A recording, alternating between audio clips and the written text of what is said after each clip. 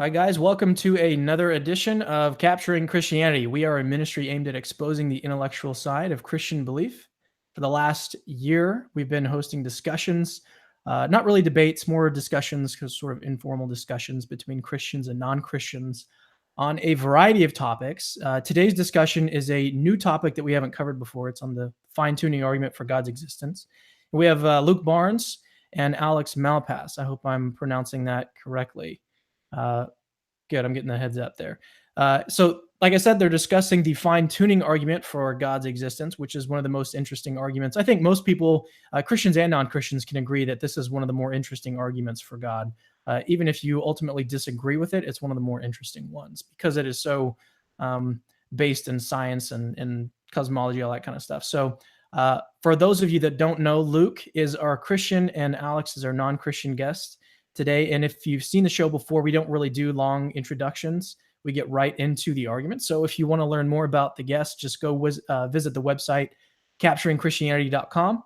Just search for the discussion there. You'll find all that you need to know about these guys, their links to their social media pages and all that stuff, the books that they've written.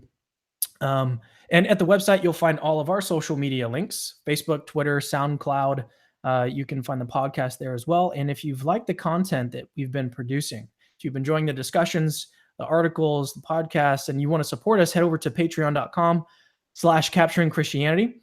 And then lastly, just to remind you, we've recently opened a shop where you can buy Apologetics gear, t-shirts, and we even have a fine-tuning t-shirt there if you want to check that out as well. So capturingchristianity.com for all that and more. All right. So with that out of the way, let's go ahead and get into the discussion. So first of all, thank you guys for coming on. It's a real pleasure to have you guys here. Thanks for having us. Yeah, thanks very much. Cool. All right. So the structure of today's discussion, the structure of it's going to look like this. Luke is going to spend about 5-10 minutes laying out the basic structure of the argument. He has some slides prepared. He's going to show on the screen.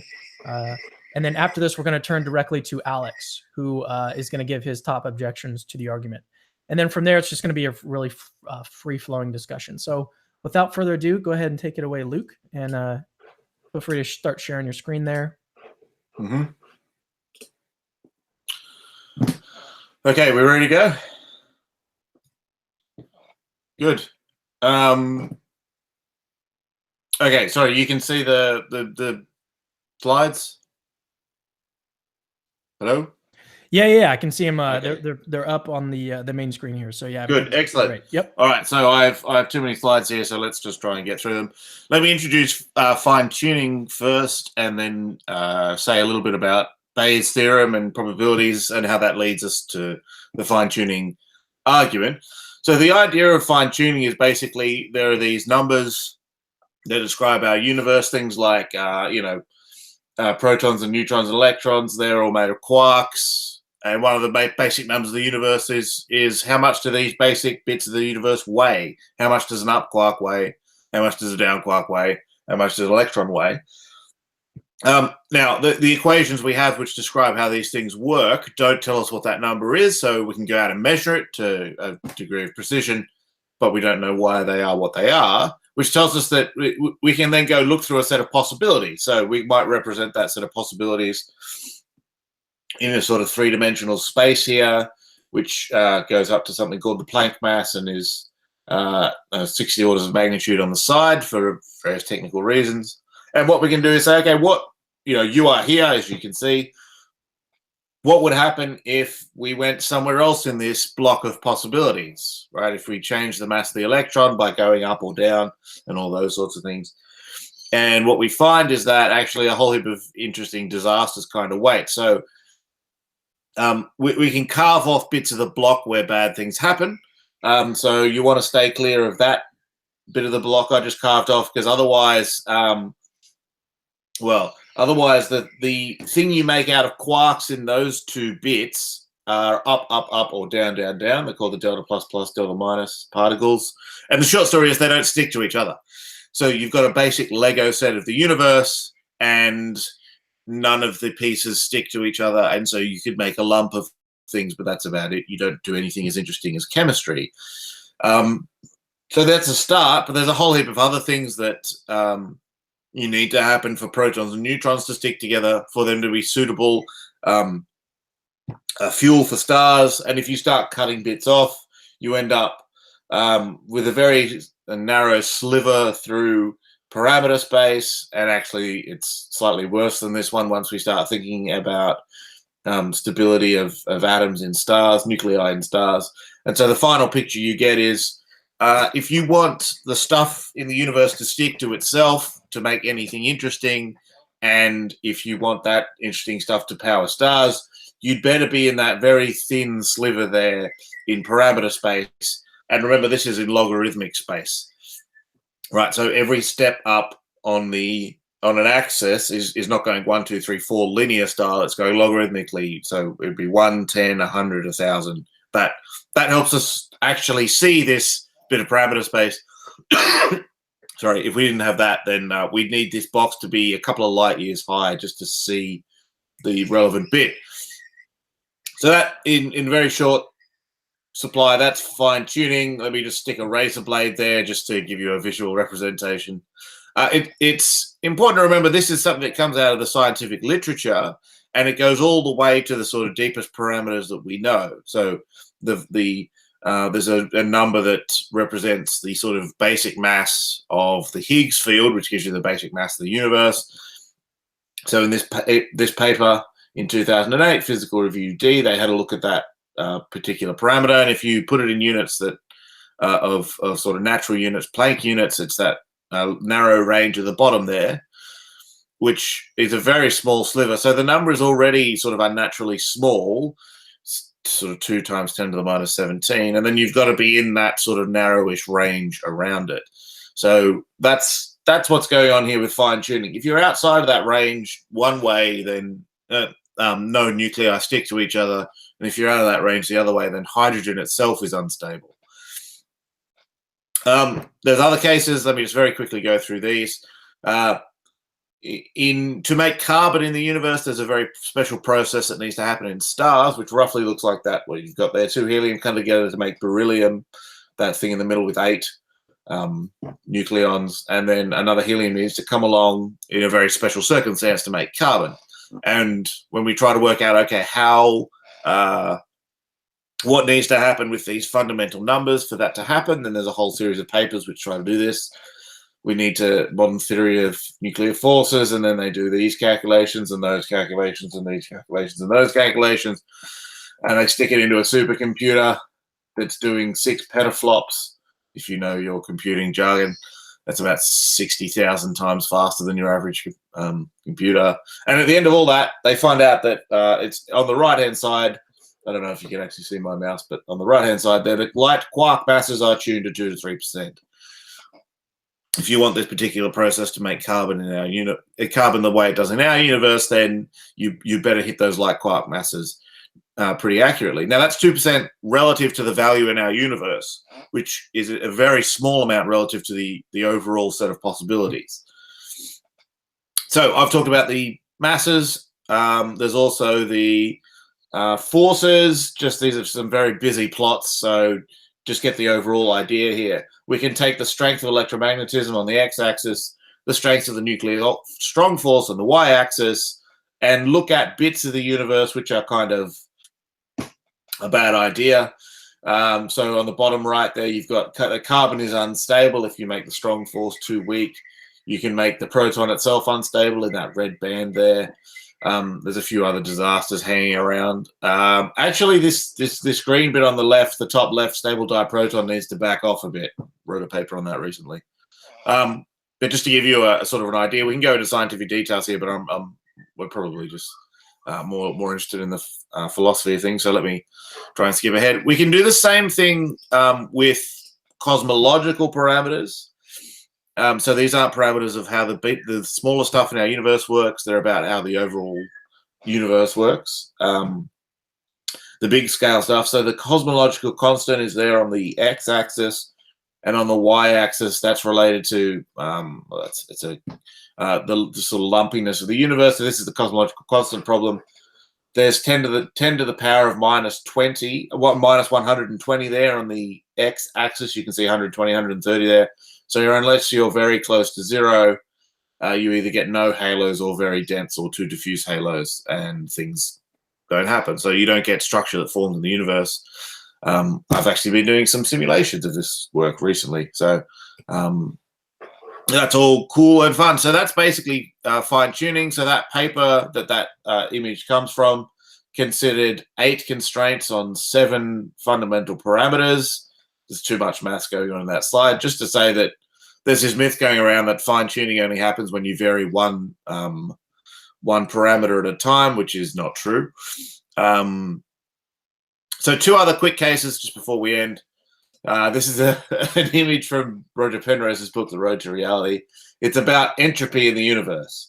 And our universe started off with a very low entropy. And so Penrose has this quite fanciful description, as he says there in the caption, that if you want to just sort of hit the right bit of in this case, it's called phase space, but how you arrange the stuff in our universe, if you want to hit it at random, you've got to hit an extraordinarily small volume, 1 pi in 10 to the 10 to 123. Entropy is kind of its own talk, so I'll raise that and we can talk about that if we like. Finally, the number of space dimensions and the number of time dimensions. Now, this is the number of large space and large time dimensions, if you know string theory, which no one truly does. So on the x-axis there, how many spatial dimensions? So you are here, we're 3, and we have 1 time dimension. These turn up in our equations in quite predictable and straightforward ways. And so as Max Tegmark did in the paper that's referenced at the top there, what happens if you start changing things? Actually, there's a whole heap of interesting calamities elsewhere if you change the number of time and space dimensions. In particular, where it says unpredictable in the large purple and the large green bits, something kind of interesting happens. If you want to predict what's going to happen in the future, and that includes just your environment around you being predictable, then in those universes, you would need an infinite amount of information, which isn't possible. And so the universe, while it obeys laws, becomes practically unpredictable. So there's a whirlwind, way too quick introduction of fine tuning. The other half of the other bit of the argument we're going to need to talk about is probabilities. So let me give you a very quick introduction to how a physicist thinks about probabilities. So there's a bit of a culture clash here with the way philosophers sometimes do it, but we can get to that. So let me quickly say, look at this slide. So probabilities are used in different ways, and it's all important to get the right way when we talk about this. So suppose that there are sort of, as I count them in the way physicists use them, not necessarily exhaustively, there are sort of 5 different ways that probability might be thought about. And we can illustrate this with I flip a coin and the probability of heads is a half. What do I mean by that? Well, I might be a finite frequentist. And what I mean by that is that of all the coin flips that have ever happened, half of them have come up heads. So it's a claim about, actual coin flips. I might be a hypothetical frequentist where if I kept flipping this coin an infinite number of times, the fraction that were heads would approach a half. I might be talking about objective chances, which is more of a physics term, which is just saying that the coin and the thumb and the table together have will roughly produce heads half of the time. I might be a subjective Bayesian, where I'm talking about the subjective state of uncertainty of an individual. I'm reporting my own brain, which is sort of 50-50 between whether this coin is going to come up heads or tails. Or finally, there's something called objective Bayesianism, which is kind of the degree of plausibility of a proposition given a state of knowledge. So it's not just reporting some individual's brain state. It's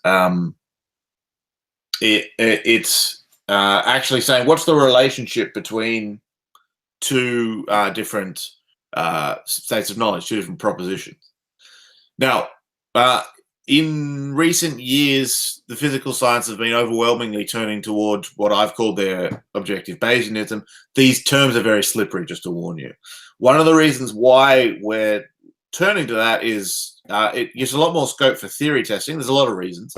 But just ask the question, given what we've observed about the solar system, can we say that general relativity, Einstein's idea of relativity, is more probable than Newton's idea of gravity?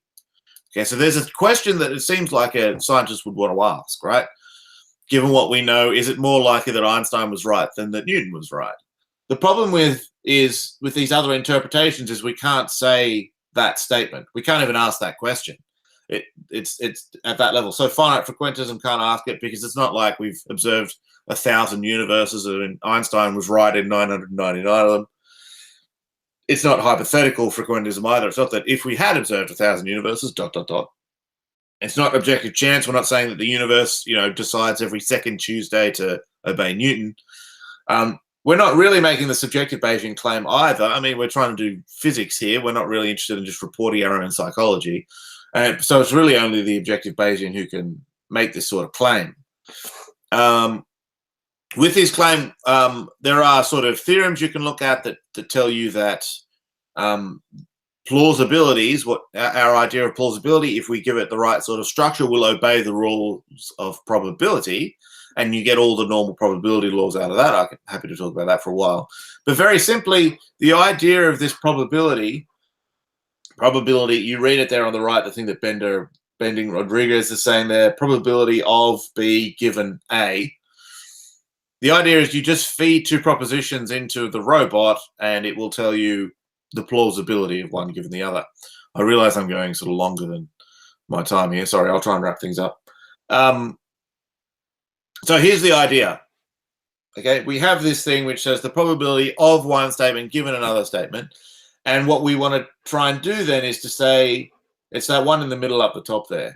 Okay, I've got some theory, some idea that I'm interested in that I want to know, is it likely or unlikely? And what I'm going to feed in as given is just everything that I know. Given everything that I know, is it likely that ... Okay, so that's the basic question. Now, if you're lucky enough for that number to come sort of floating down from the clouds, then you're done. So enjoy that. If, however, you need some help calculating that particular number, Bayes' theorem is here to help you. And the idea is if everything that you know can be expressed as a conjunction, if you know more than one thing, if you know A and B and C and D and E and all of that, then you can split up everything you know K into two pieces, sort of X and Y. And then Bayes' theorem lets you write the thing you want to know on the left there, the probability of the idea given everything, in terms of all these probabilities over on the right, which you might actually be able to guess or calculate or whatever.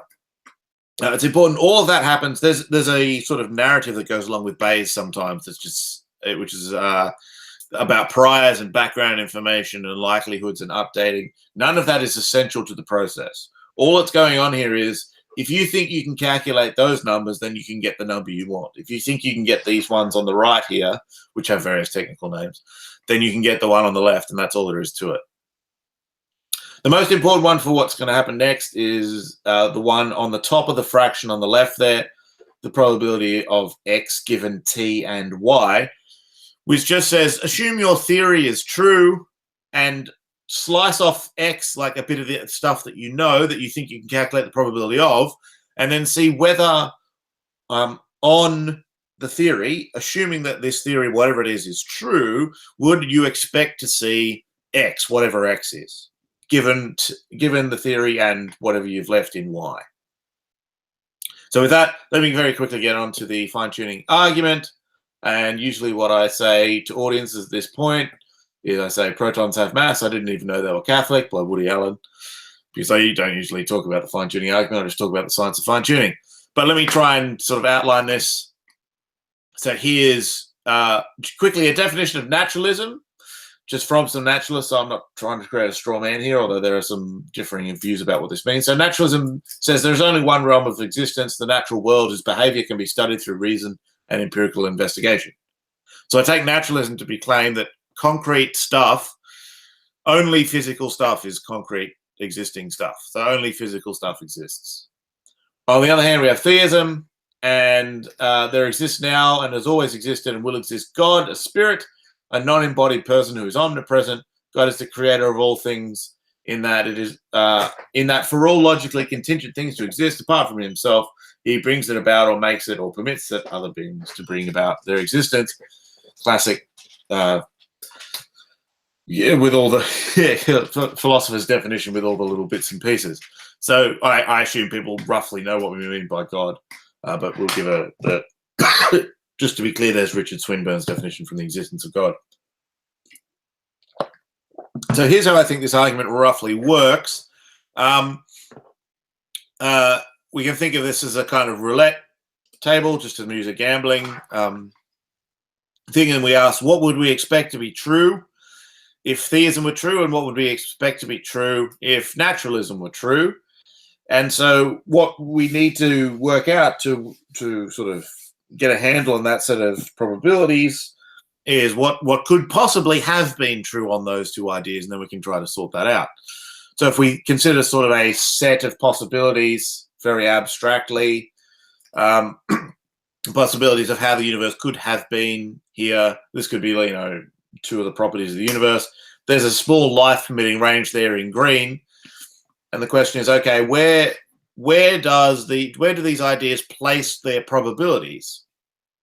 So if you know, sorry, just going back, if you know roulette, which there's no reason you should, before the ball goes spinning around on the wheel there on the left, you place your bets over on the right here as to where you think it's going to end up.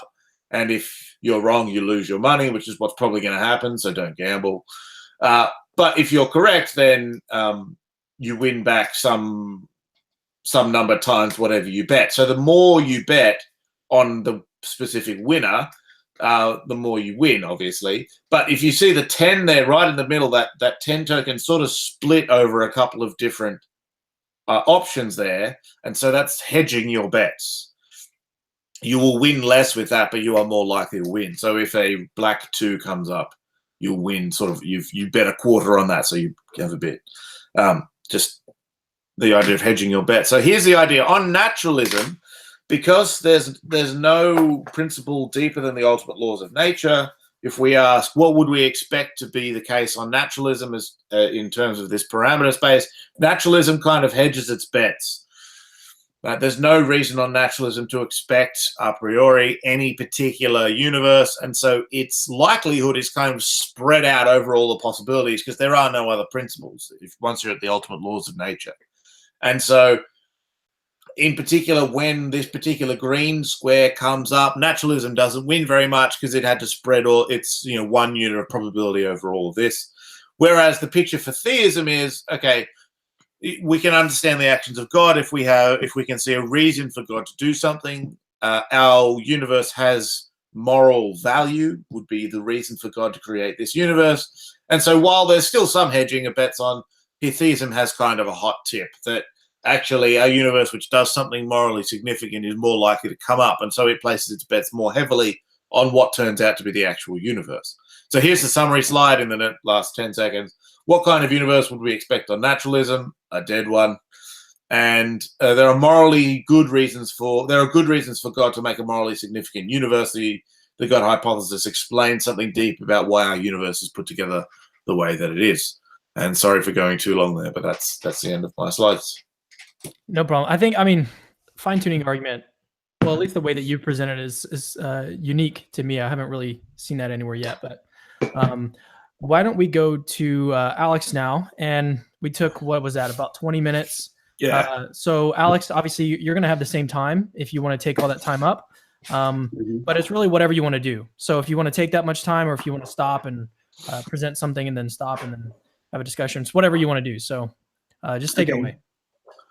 All right, good. So thanks for the intro, because it was very helpful. And though I do have some slides, they are hastily compiled and they're nowhere near as slick as that. And I'm sure nothing I'll say this evening will be as slick as that either. Okay, so as some preliminaries, I mean, I guess I agree to some extent that with what Cameron was saying at the beginning, which is that this is kind of, in some sense, a formidable argument to come across. Certainly, if you don't already agree with the conclusion, it can seem kind of intimidating, because unless you're a cosmologist and happy playing around with those types of concepts, it's quite difficult to know. It's quite imposing, right? There's lots of big numbers, stupidly big numbers, 10 to the power of 10 to the power 123. And what even is that? I have no idea. Can't imagine how big that is. And I think partly for this reason, people think it's a really good argument. That alone is intimidating enough. But I think that it's like the fine-tuning argument is like a hedgehog, where it's got this spiky exterior, but if you turn it upside down, it's got an exposed underbelly. And the reason for that is that the argument is it's where a scientific, perfectly reasonable scientific research project meets theology, and that's where the soft underbelly kicks in. I'm not going to dispute any issue of physics that Luke wants to claim, because he's an expert on physics, and I know nothing about physics. Well, I don't know nothing about physics, but I'm not going to try and disagree with him on any of those issues. Seems to me that so I mean, to some extent, I think I'm just going to grant everything about fine-tuning. Some people disagree with it. I know, for instance, I've seen Sean Carroll saying that he's not convinced that there is any fine-tuning issue. Let's just grant it for the sake of argument that all of those constants couldn't be varied any more than the way that Luke said, without the things he said happening. I think I'm going to grant that, and even still, I think there's no reason, no reason to think that I think that gives you no reason to think that God exists. I'll try and explain why I think that, but let's also note that to begin with, there are Christians or theists on both sides of this argument, right? There are theists like Luke and like Robin Collins who believe that God exists and that God created the universe, and believe that this fine-tuning is evidence for that conclusion. But there are theists who believe that God exists and that God created the universe, who don't think that fine-tuning is evidence for that. So Hans Halvorsen, he's a professor in philosophy of physics at Princeton. This other guy, Hud Hudson, they're both Christian philosophers. They both think that the conclusion is true, but they don't think that the argument gets you evidence to think that the conclusion is true. They think it's true for other reasons. And there are atheists who don't believe that God exists, right? They don't believe that God created the universe, but they do believe that fine-tuning is evidence that God exists and that God created the universe. And it kind of sounds a bit funny to begin with, but it's like, I mean, so let's see, it might be that we've got some video footage of Luke entering the library just before Colonel Mustard was found battered to death in the library, right? So that the evidence of Luke going in 5 minutes beforehand does raise my probability that Luke's guilty, right? The hypothesis that Luke is guilty is increased in probability with that evidence. On the other hand, if I also see evidence of him leaving on the other side of the library and then going to collect his Nobel Peace Prize or whatever in front of millions of people, his Nobel Physics Prize, I suppose, at exactly the time that Colonel Mustard was being murdered, right? I have overwhelming evidence that he wasn't the murderer, right? But that doesn't mean that, considered on its own, right, the evidence of him walking into the library just beforehand does, taken on its own, raise the probability that he was the murderer. And so that's what some atheists might say, I've got other reasons for thinking that fine-tuning, I think that fine-tuning raises the probability that God exists, but for other reasons, I think that he doesn't exist, right? So you can be an atheist and a theist on either side of this debate. And just wanted to kind of trace out that it's not just a completely partisan debate where it's two people who've already made their minds up, just searching for things to back up their own already preconceived views. Like I said, though, I think I fall into the camp of thinking that fine-tuning it's not persuasive to me. Maybe I can go through some of so I've prepared some slides, and I normally over-slide when I'm preparing slides. And I did that here, and then I had to cut back.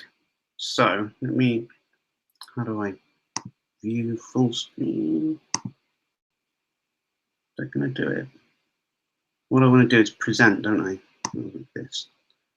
Okay, cool. So real quick, it's got looks like you're not sharing your screen anymore. You might have to hit the thing on Google again. Okay, cool. Let's see. Let's do this again. What also might be happening is that you're sharing the wrong screen. Do you have two screens? No. It was fine until you hit the full screen. Yeah, that's what it's done. Okay.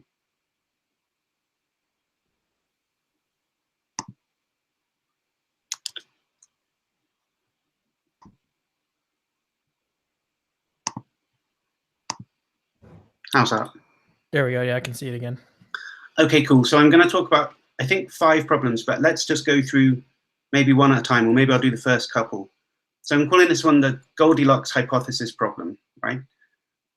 And this is just an outline of it. But the idea is just, it's like actually, no, before we get into this, sorry, let me actually just state the argument in premise conclusion form, because I think this is helpful.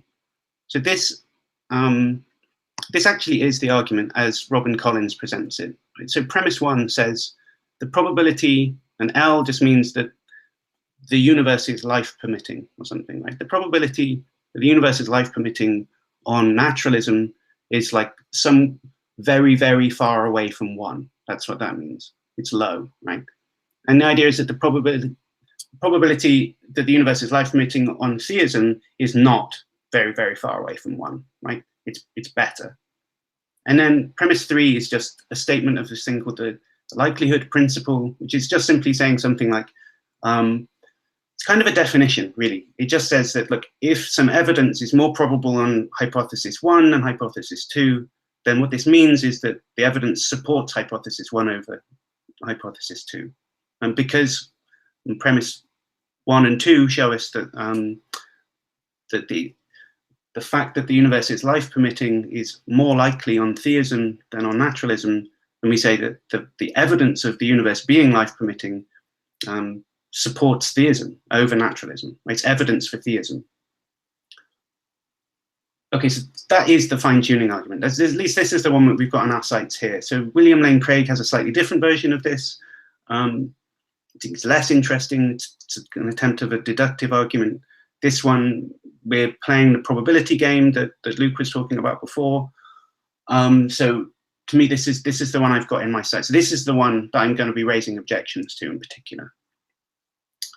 Okay, so here we go with my first objection. Right? This is focusing in on the T hypothesis, right? What is the T hypothesis? And it seems to me that there's a problem with the T hypothesis, theism. And if we pack too much content into the theism hypothesis, then it does mean that premise 2 looks correct, right? That it's not very unlikely that we'd have a life-permitting universe conditional on theism, right? It makes that premise 2 seem true. If we pack in enough content, that premise 2 seems true. But it does so at the risk of making the premise look ad hoc, right? It's sort of, it's cheating. You can make the probability go up, but only by kind of compromising kind of explanatory virtue, right? We don't want to do that. It kind of isn't really an explanation if we do that. And then on the other hand, it seems to me if we try and solve that problem, or at least the obvious way that you'd think about solving that problem, we take out the offending element in the equation, then what we find is that the T hypothesis stops raising the probability beyond the naturalism hypothesis. They become equivalent to each other. We find that the chances that the universe would be life-supporting on the theist hypothesis is exactly the same as it is on the naturalist hypothesis, right? So premise 2 is false, and then so is the conclusion. And then the trick is that kind of the problem for the theist is to find some way of navigating these, right? Which is why I'm calling it the Goldilocks problem. You have to find some way in between these two extremes. And my claim is that it's at least super messy to try and find your way through that. It stops being really intuitive and easy, and it's got a whole host of problems. So maybe I should pause and explain more, because this is just an outline of what this problem is. Yeah, would you mind pulling up the slide that you have for the Goldilocks problem? Yeah, well, I have a couple of slides, so let me. Okay. Okay, how's this? So what we might think, okay, to begin with, is that on this first bullet point, right, plausibly, the T hypothesis is the conjunction of two claims, right? It's the claim that there's an omnipotent being, right? So there's something that has, you know, all power. The way that Swinburne put it was that he's responsible for every contingent thing coming into existence, right? You have to have basically all power to be able to do that. And as well as that, the particular omnipotent being that we're talking about desires for L to come about, right? Desires for it to be the case that there's a life-permitting universe, right? But then, now if we move on to the second bullet point, what happens, it seems to me, on the conjunction of those two propositions is, yeah, sure, the probability that the universe would be life-permitting conditional on this theism hypothesis is actually 1, right? It kind of logically entails that there would be a life-permitting universe. And the reason is that, like, an omnipotent being can't fail, right? There's no way that it can fail. That's just what it means, right? There's nothing could get in its way, and it's like, oh, it's tripped up on its way to making the universe and forgot or something. Like, an omnipotent being is kind of successful by definition in what it tries to do. But it makes you think maybe you should be suspicious here. I mean, like, the probability wasn't just higher than on naturalism. It's like jumped all the way to 1, right? Maximally certain. And there's something kind of weird about that. It seems to me you could do that with anything, right? I mean, let's say I flip a coin, the coin lands heads. I mean, let's compare the conditional hypotheses like we were doing before. I mean, yeah, I guess on the hypothesis that the coin is just fair or something, I mean, what's the probability that it would land heads? I mean, 50-50, right? So I would say, you know, I'm kind of moderately surprised, not particularly surprised, right? When it comes up, I'm going to give that probability of like 0.5. But now if we put the same evidence, conditionalize it on the hypothesis that there's a being who's omnipotent and desires above all else that this coin would land heads, again, because an omnipotent being can't fail at making things come about that it wants to come about, the probability that it would land heads is 1, right? So if we were to just run the argument that we looked at a minute ago, you'd think, well, every time I flip a coin, I should always conclude that there's an omnipotent being who desired for the coin to show exactly that, right? The likelihood principle makes me prefer that hypothesis to the one that says it just happened by chance, right? It just feels like, you know, on the one hand, I feel like, am I rationally obliged every time something chancy happens to conclude that there's an omnipotent agent that made that happen? That seems wrong, right? But also, there's something kind of weird and ad hoc about this. I mean, yeah, if I watch the coin and it lands heads, and then I kind of come up with a hypothesis, which is there's a being who wants exactly that to happen, that makes the probability go to 1, right? But it's ad hoc in the sense that, like, I can't make any predictions with that. I have to see the coin land first before I can do the calculation and figure out that it has probability 1. I mean, if I said in advance, I'd have to remain agnostic as to whether there's going to be an omnipotent being that wants to see heads or an omnipotent being that wants to see tails, right? And it doesn't help me make any predictions, right? I'm in just the same position as I would be on the chance hypothesis. So while this process can kind of generate an argument that looks like the fine-tuning argument, we're obviously doing things backwards, right? I'm firing an arrow at a tree, and then I'm painting the target around wherever it was that the arrow happened to land, right? And then claiming that I got a bullseye, right? So it's ad hoc, and the argument's trivial, right? It's not interesting. Doesn't matter what goes in this first slot, right? With the right T hypothesis, I can make the number here show 1, whatever's going on, right? So it's just kind of not interesting. That can't be what, something has to change here, it seems to me. So you might think, well, look, the T hypothesis had two parts to it. All we had was 2 parts. It's omnipotent being, kind of needs to be that. And then it was the bit about the desires, right? We painted that on afterwards around the target.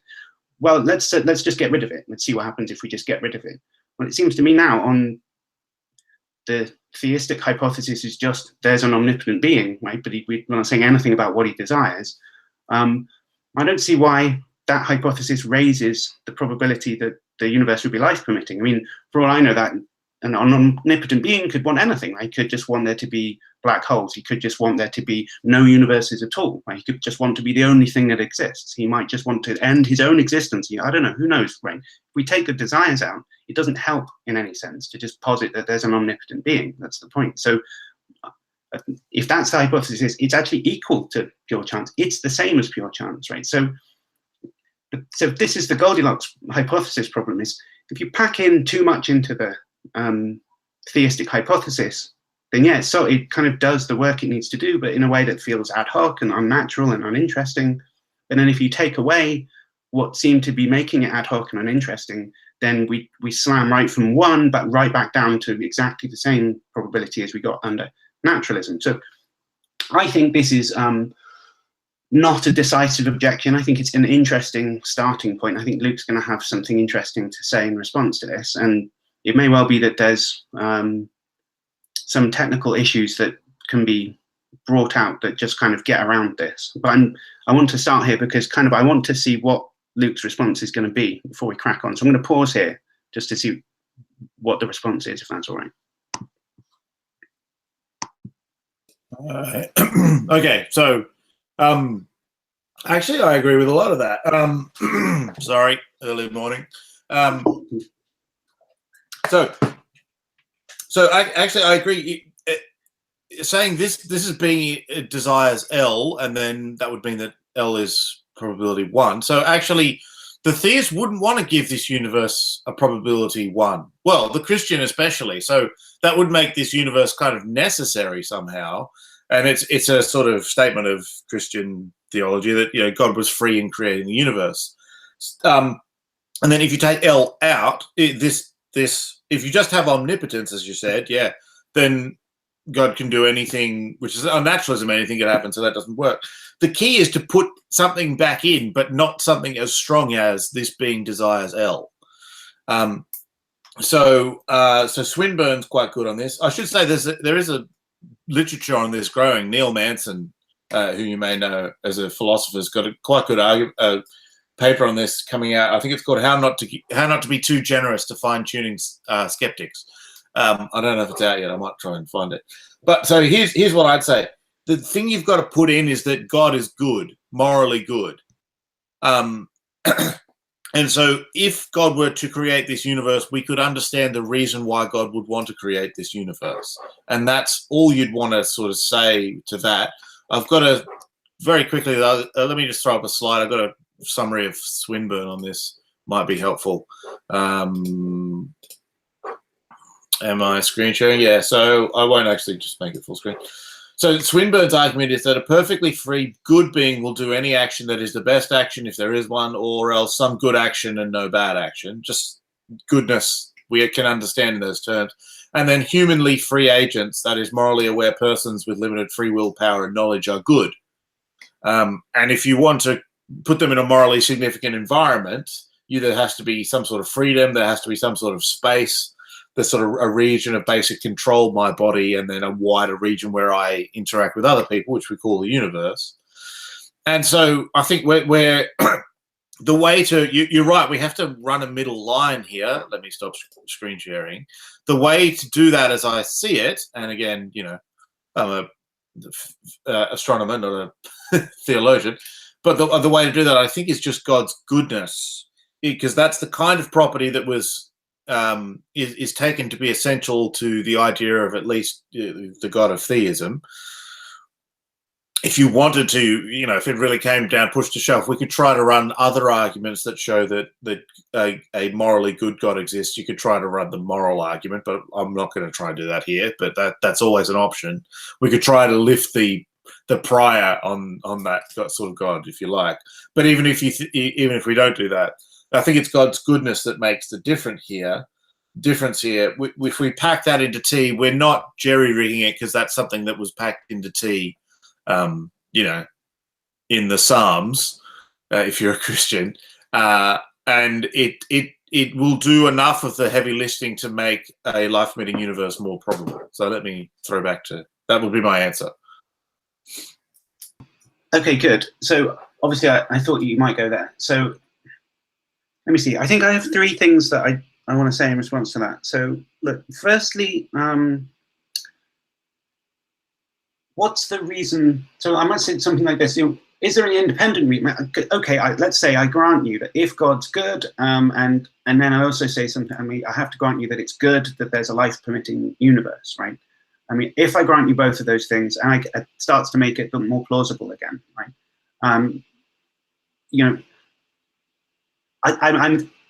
It's worth bringing up, though I won't run it. But there are arguments that life isn't good. That it's mostly suffering, and it's mostly boredom, and mostly kidding yourself when you're having fun. That it's actually more fun than it really is. And so there are these considerations in play that really we're all just kind of biologically, you have to think that life's good so that you last long enough to bring up kids, and then if you had a proper appreciation of what it was like, you would just check out as soon as possible or something. Right? So maybe we could doubt the premise that it's good to have life anyway.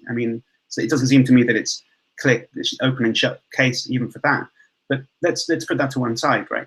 The other part of that was that you have to say that God is good, right? So he desires good things. That's basically what that means, it seems to me. Well, it means more than that, but the rubber hits the road at that point. Now, what's the reason for thinking that that's the case? Because it doesn't seem to me a priori that God's good. I mean, I can conceive of an evil God, for one thing. So there has to be something going on with that. Unless, I guess, you can have something like an ontological argument or a moral argument or something. I think we've got to be careful with trying to go down this type of route for the following reason, right? I mean, let's say I buy the ontological argument and that God's a maximal being, a perfect being, and that he exists because of that, and then, you know, everything else floods out. He's omnipotent, perfectly good, blah, blah, blah, blah, blah, right? If I buy all of this great making properties stuff, well, now I don't really need the fine-tuning argument anymore, right? I mean, what's the point of the fine-tuning argument if you have to buy the ontological argument first? Because the ontological argument is a deductive proof, right? I mean, so this famous quote by Kant, right, where he's saying, you know, beware of the dogmatist who comes with 5 proofs, right? If he really had even one, he wouldn't need any of the others.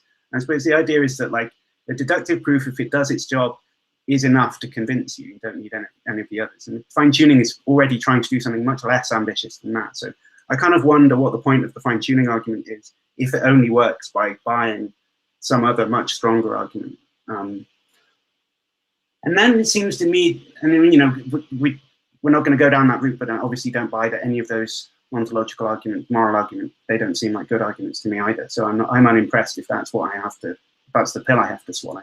Of course, I mean, if I thought that some saying in the Psalms was a good thing, I feel like I've already bitten off the whole conclusion of the argument anyway before we started. So that doesn't seem to be any help to me. You know, as someone who's not a theist, why should I believe that God's good? That's the question. So you can't tell me, well, because it's part of my religion. That's not going to help me because I'm not in that religion.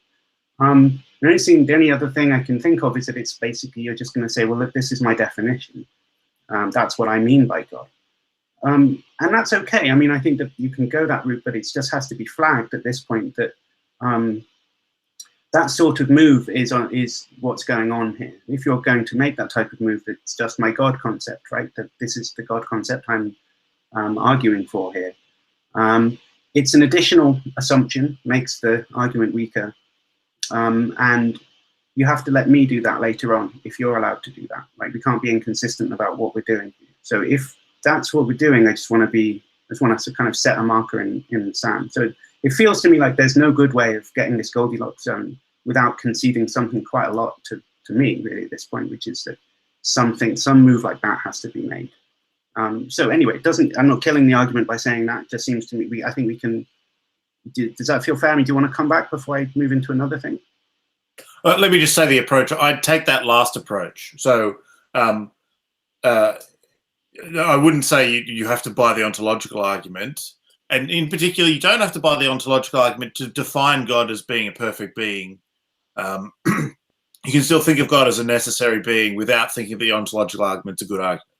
But I'd say it just goes into the definition. And so that there is a price to pay. You have to ask the question, what is the probability that God is good?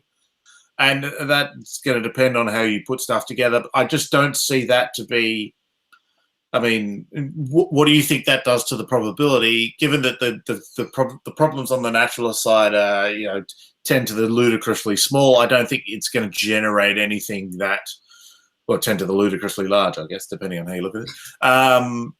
I don't think it's going to generate any sort of probability that affects the argument as a whole. So I'd go that route.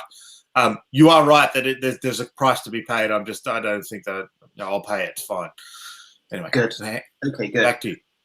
All right, good. So now we've looked at the T hypothesis. Right now I want to shift and look at the N hypothesis instead. So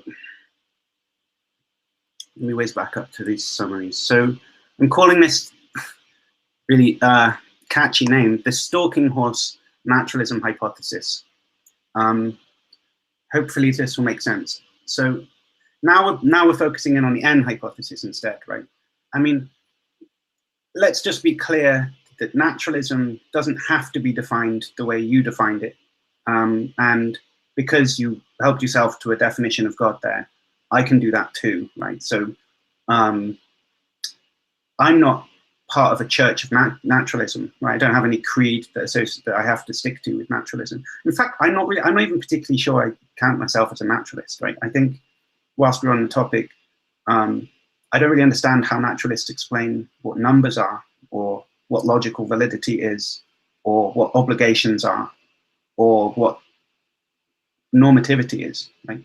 I don't understand how any of that works on naturalism. So while I like naturalism in the sense that I like science finding stuff out about things, and I feel like I'm going to take medicine that's been, science has checked it first and stuff, right? I'm going to get on a plane when people who know what they're doing have designed it. And science is good, right? But I don't think it gives you all the answers. So anyway, not particularly committed to naturalism, but let's play the game, right? We're playing the naturalism versus theism game. So I can be a bit more creative with what the naturalism hypothesis is, it seems to me.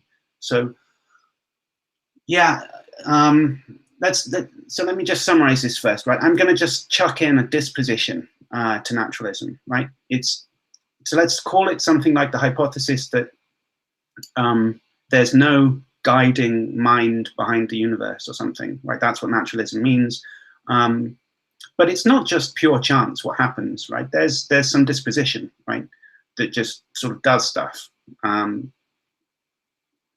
Yeah, and I don't really want to say too much more about it right now anyway. So feels to me like I can do that because that's part of how this game works, right?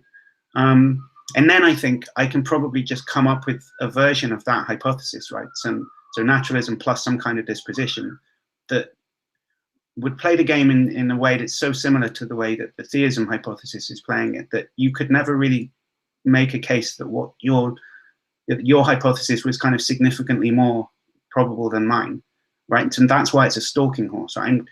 I think I can just cook up a theory or hypothesis that is always going to be at the side of the theistic hypothesis in terms of probabilities. So that's what a stalking horse hypothesis means.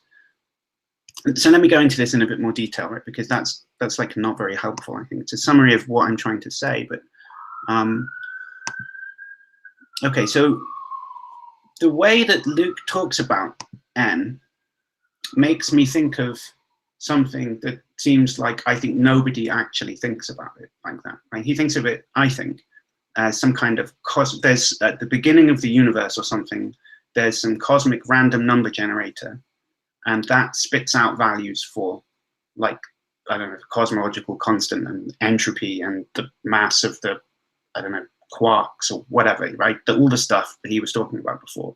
As if naturalism is the view that all of those values were determined in some kind of cosmic lottery or cosmic raffle that happened before the universe started. And it only spun the numbers once, right? And yeah, I agree on that hypothesis, right?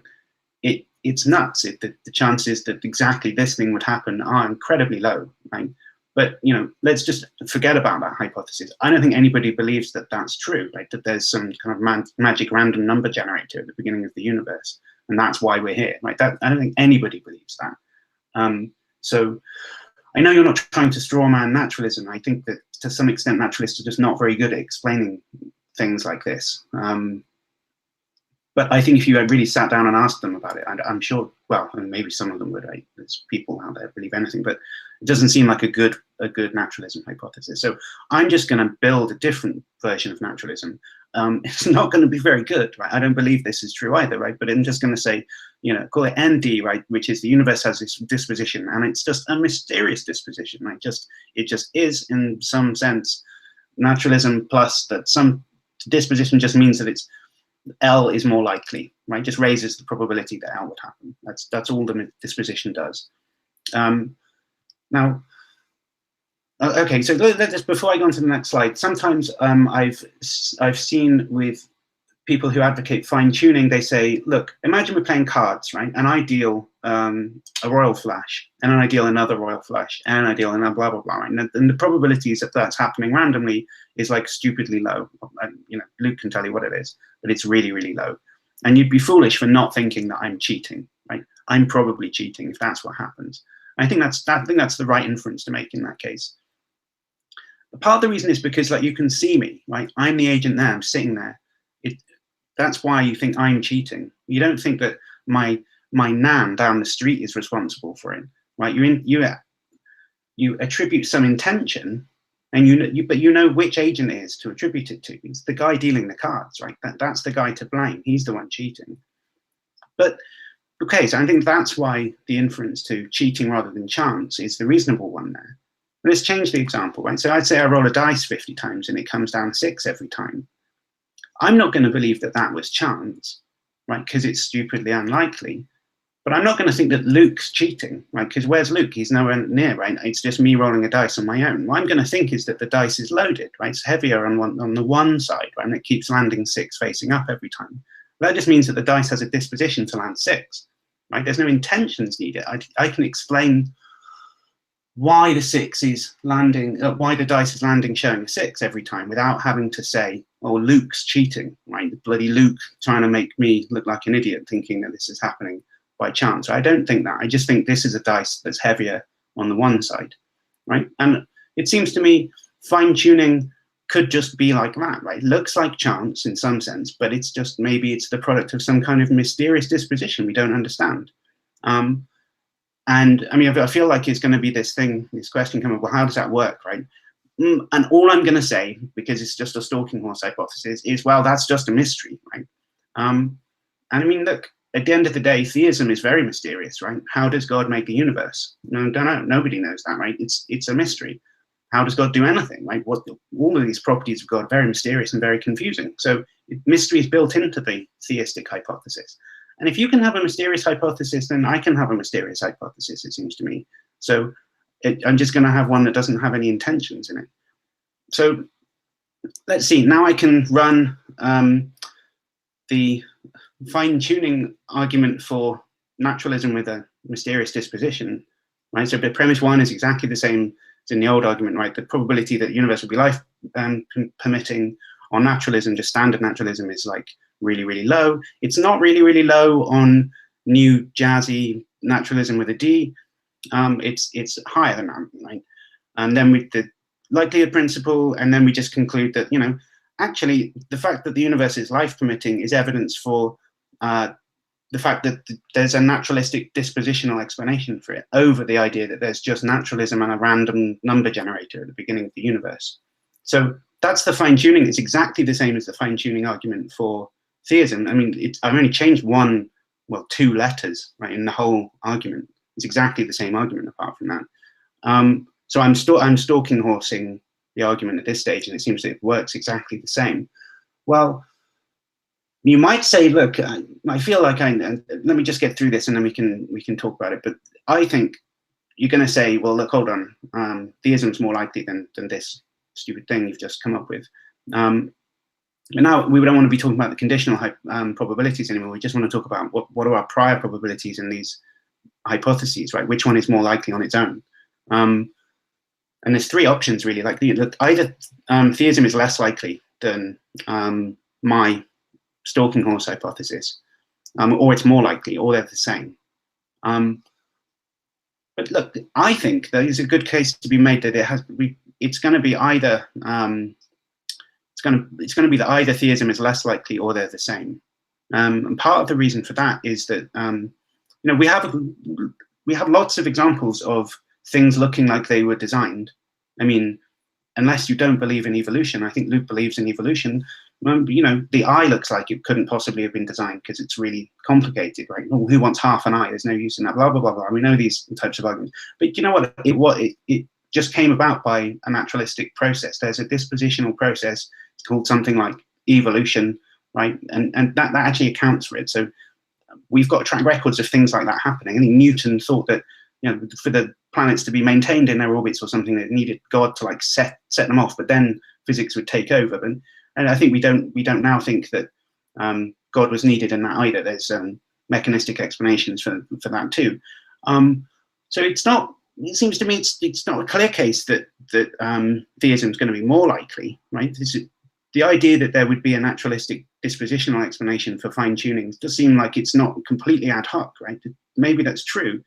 And as I said, yeah, maybe it's mysterious, but so is the theistic hypothesis. So they kind of draw on that, right? If you're going to complain that I've just cooked it up and it's mysterious, well, it doesn't seem like it's much that really tells between the two. So I think that you're going to have to. I think that it's going to have to be either 3 or 1 here. And if that's true, then it's not just a stalking horse hypothesis. If 1 is the case, then it's actually more likely. I think ultimately, at the end of the day, I think that probably just is my view. Some theory that you can plug in for ND that, I don't know, Roger Penrose or cook up or someone like that will actually explain all of those examples of fine-tuning that Luke was talking about at some point. Right? Yeah. Anyway, let me stop for a second so I can get what Luke's response is to that.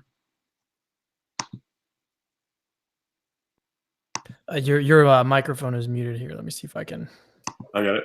There you go. Very quick. Am I share screening? Yeah. Good. That's a stalking horse. I had to look it up. That photo is hilarious. So let's all just enjoy that for a minute.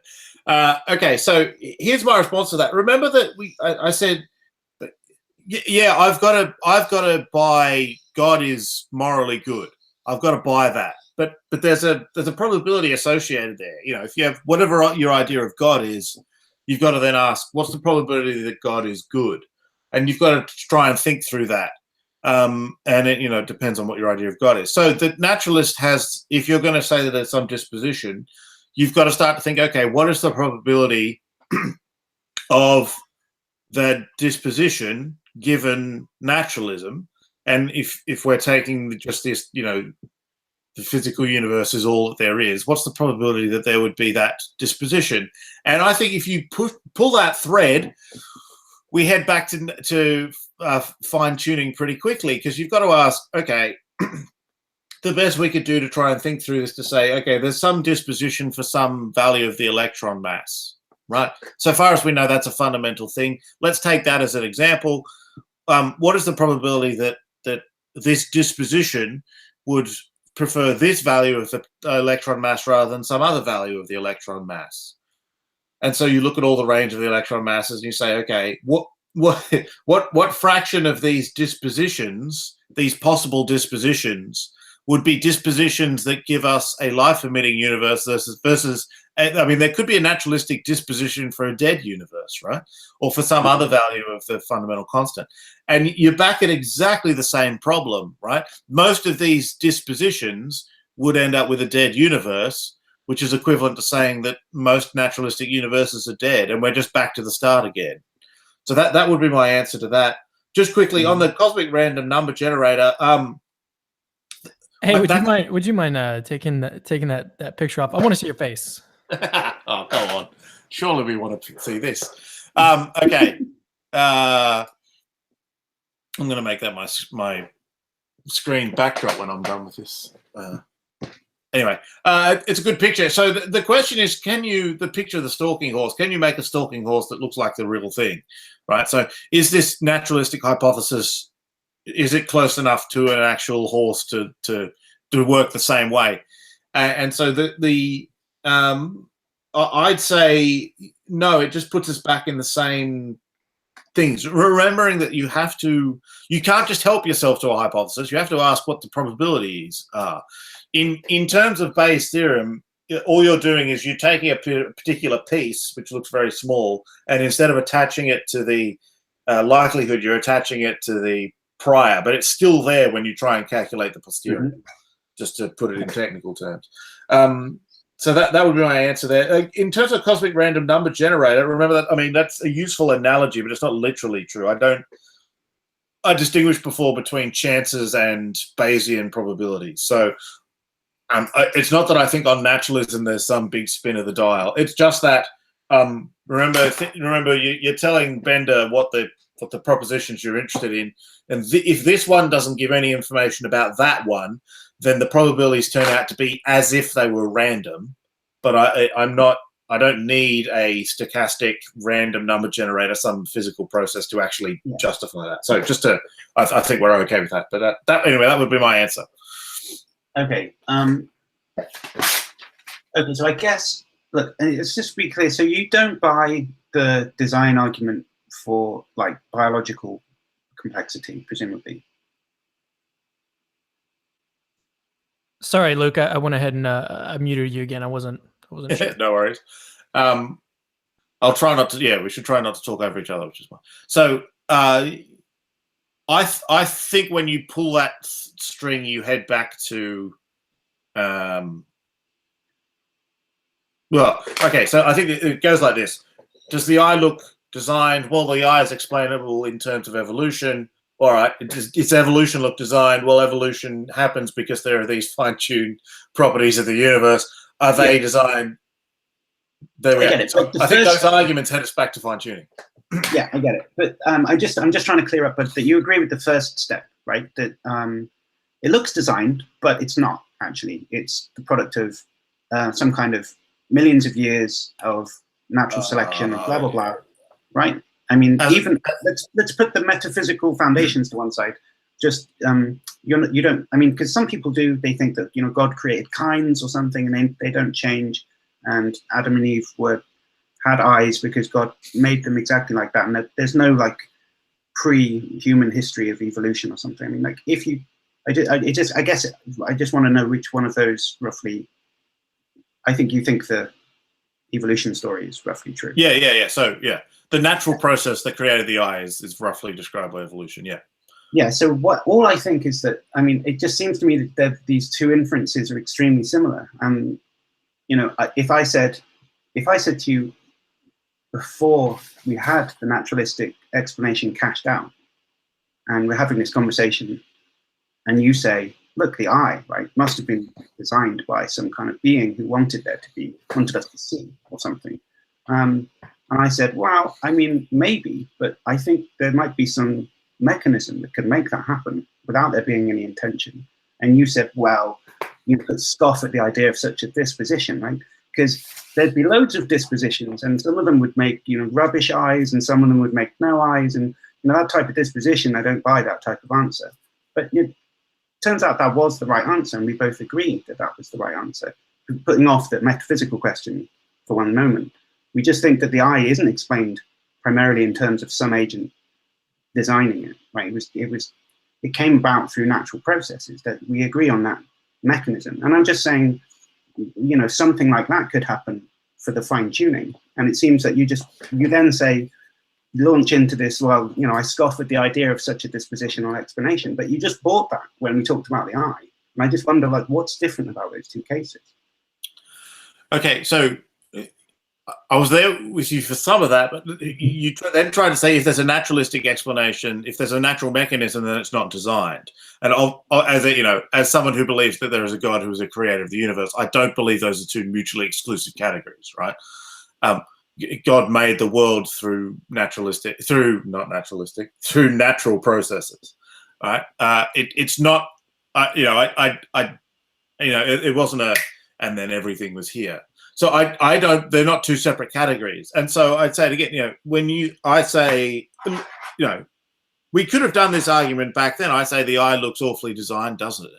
But I just think all of these head to the fine tuning argument, because for the following reason, let's do the track. I think the eye is designed. You say there's a naturalistic process. I say, well, if it's the kind of natural. I said there's a natural process that does it. Well, if there's a natural process that does that, it would seem like that would have to be like, if there's a watch, you say, oh, there's a watch factory. Well, a watch factory is designed, right? So if there's a process that does it, it would seem to have to be designed, or it would be a special kind of thing. And so we try to ask, what's the physical undergirding of that? And if you do something as basic as not whether evolution happens, but whether atoms are stable, something really basic that needs to happen, then we're back at the fine-tuning argument. And so the reason why that's the interesting place to stop is precisely because that's where naturalism has to end. I mean, my understanding of naturalism is shaped an awful lot by Sean Carroll, whose book is behind me. He says, there's a natural explanations come to a certain point and then they stop, and then that's all the explanation you get, and that's naturalism. And so the interesting, if we're trying to answer the question, is this the kind of universe we'd expect if naturalism were true? We're sort of naturally drawn towards that stopping point. Let's just get as deep as we can in the physics and then look at the sort of ways the universe could have been and apply our thinking there. Precisely because, if if things have stopped, then there's no extra explanation to be had on naturalism, kind of by definition.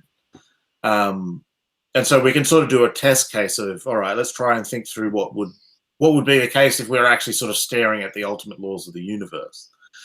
So I think the argument from the eye works because it ultimately leads you to the fine-tuning argument. I don't think it works. I think it doesn't work in that it leads you to expect that the eye was just made out of scratch, with the click of the fingers. There was a natural process. I'm fine with that. The natural processes we see around us are not random in that sense. Yeah. Okay. So I guess now I worry that nothing could ever count as not fine-tuned for you, and because I want to say, look, the similarity between the design argument in biology and the design argument in cosmology, there's a clear, like, we did find out that there was the intent hypothesis was on the table before Darwin came along, and then we found out that it wasn't actually the right explanation.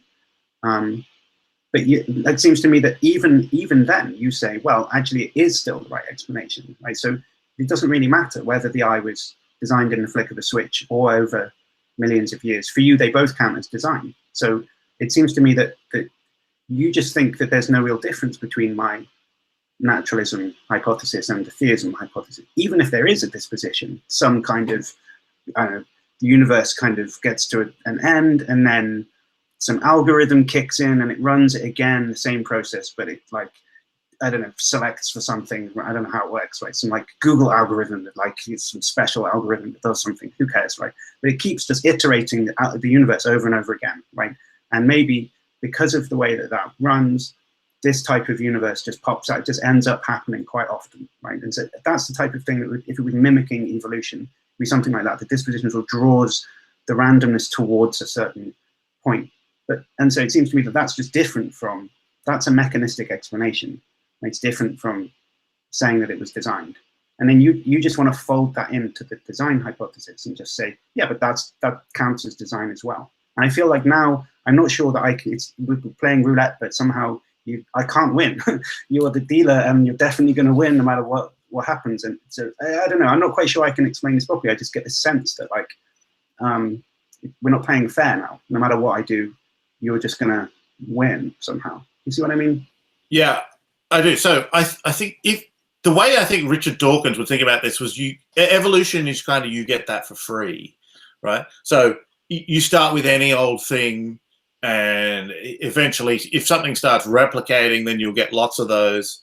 And then if something starts replicating itself, then you've got self-replication, and then you'll get increases in complexity. You'll start to get competition for resources, and hey presto, Darwin, off you go, and you'll get it for free. So that, I think, was the idea.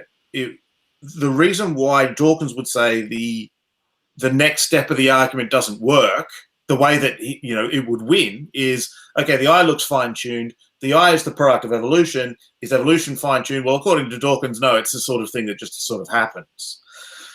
My argument is, okay, if we went to physics and we said, okay, what does the universe need to make evolution happen? And that sort of thing happened in any old universe, then that would be interesting. If any old universe just had the necessary conditions for matter that did interesting stuff, then that would be the way that argument ends nicely for the naturalist. So there's not, in that sense, there's a question here to be asked that's not sort of heads I win, tails you lose. It's pick a random universe in some sense, and however you can get a handle on the set of naturalistic universes there could have been.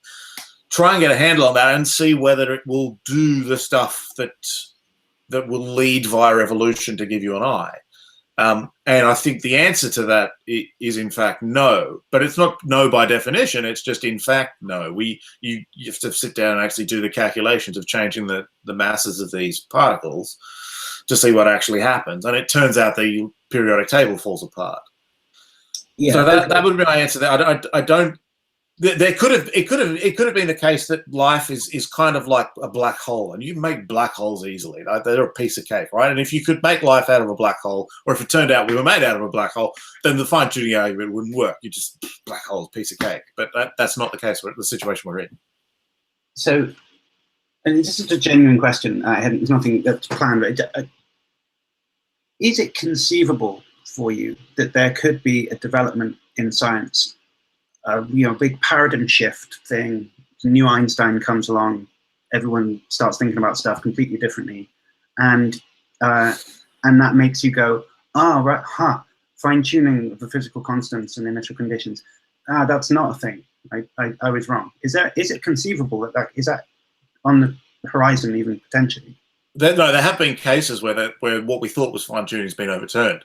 I literally wrote a paper on that myself. So there were cases in the 70s, Friedman Dyson, and then into Barrow and Tipler's book in the 1980s, saying, okay, here's the case: two protons, right? In our universe, they don't stick together. Put them together, they fall apart. So when the sun tries to burn protons to sort of light itself, it has to wait for one of them to sort of, via the weak force, turn into a neutron, and then it all works. The argument from fine-tuning was supposed to be, if we make the strong force a bit stronger, two protons will stick, and then stars will burn out too quickly. Right? It's just too easy to stick two of them together. So if two protons could stick together in the sun right now, if you just did it right now, the sun would burn through its entire fuel in about 1 second. And everyone went, well, that's a fine-tuning case. All our stars are explosive. But actually, if you do it from scratch, what you find out is if you look through stellar models, you actually have to do the calculation. All that would actually happen is stars would just be a bit cooler and a bit less dense. But actually, you can make stars that work pretty much the same way. And so that's a case where we thought there was fine-tuning. Turned out there wasn't. A universe in which protons stick to each other can have stars. And so that's Journal of Cosmology and Astroparticle Physics, Barnes, 2015. So there are cases like that, absolutely. The problem is there's a lot of the problem with that case was it was all done intuitively, not through the models. You have to go and do the physics. There are enough cases where we've done the modeling and it's not been overturned. So the question then is, could new physics overturn it? And the answer is yes, sure. It would be, I think it would be kind of weird, but one of the ways could be if there's a multiverse. But then we try to do the same argument, right? There must be some physics of the multiverse. If naturalism, if all your explanations end at whatever the physics of the multiverse is, then you go and look at what the physics of the multiverse could have been, and you try and do the whole thing again. The reason why we focus on physics as we know it is because this is physics as we know it. Because it feels to me like, well, I didn't really want to bring up the multiverse because I don't know, it's a cliche thing to bring up in this kind of conversation, but I felt like we were going along that what you were saying then was, look, fine-tuning is an empirical, it's contingent. Like we find it out not through a priori reasoning. Right? I don't know that the universe is fine-tuned just by thinking about it. I know the universe is fine-tuned by doing experiments, modeling, churning through the numbers and the data and finding that out empirically. But I feel like so I don't know, maybe it's a multiverse hypothesis or some other hypothesis, like my stalking horse hypothesis. I mean, is it a priori that it would have to end in the, so I cooked up the disposition, right? But maybe that's just a poor example. Is it a priori that there couldn't be an example that didn't run into that?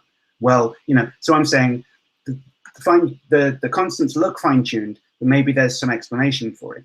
And your move is to say, yeah, but the explanation for it would end up being fine-tuned itself, right? And I'm just asking, is that an a priori deduction? Or don't you have to do the experiments on that to know that? Like, seems to me if you say that fine-tuning is discovered empirically, then you couldn't know whether my stalking horse hypothesis needed to be fine-tuned or led to a fine-tuning problem a priori. You'd have to run the experiments to know that. So like, why are you saying that in advance? And that's puzzling to me. Isn't it empirical? So it's not quite that it's empirical. I mean, we're talking about ways the universe could have been. It's you have to given any set of physics, right? So here's the way I think about it. We're trying to work out what could the universe have been like on naturalism. And I think the way to do that is to say the best handle we can get on that is to say, let's just take the best laws we've got and try and change the way that they are in some systematic way. And you look at them and you say, oh, these constants, that's a really systematic way I could change the laws, and look at other ways the universe could have been.